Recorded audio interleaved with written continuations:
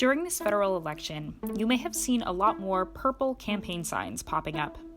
Maybe on a neighbor's lawn or in the hands of a particularly dedicated group of protesters tailing Liberal leader Justin Trudeau's every move recently. For those who don't know, these signs are for the right-wing populist PPC, the People's Party of Canada. If you followed the 2019 election, this might seem a little out of nowhere. After all, founder and current leader Maxime Bernier lost his own seat in the last election, and the party got less than 2% of the vote.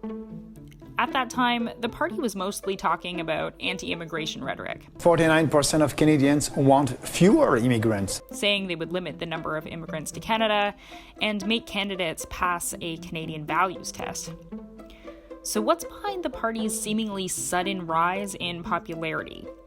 We are all for freedom of choice. Everybody must be able to decide if they want the vaccine or not. We can't know exactly how much support for the PPC has grown until Election Day, but it's clear the party has managed to tap into a movement, or rather a coalition of movements, that haven't felt represented by Canada's mainstream political parties. This all came to a head during the pandemic.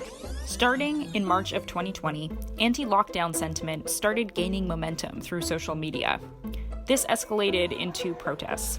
First, it was anti-masks, and then anti-lockdown, and now anti-vaccines, or anti-vaccine passports. It's united groups that might not have had much to agree on before.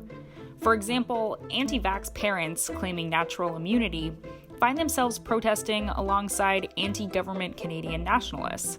Or small business owners opposed to lockdowns are protesting alongside people who believe COVID is just one big conspiracy. If that sounds like a tenuous alliance to you, go back and take a look at the footage of the January 6th protests in the US. There, you had Canadian nurses opposed to lockdowns protesting alongside QAnoners and Trump supporters. With Trudeau getting dogged and even hit with pebbles by people carrying PPC election signs, experts say we're seeing a sort of Canada-light version of the January 6th populist anger right now during this election. We will not go down without a fight! These folks are united, and they're supporting the PPC. Election Day will tell us more about just how much support they have.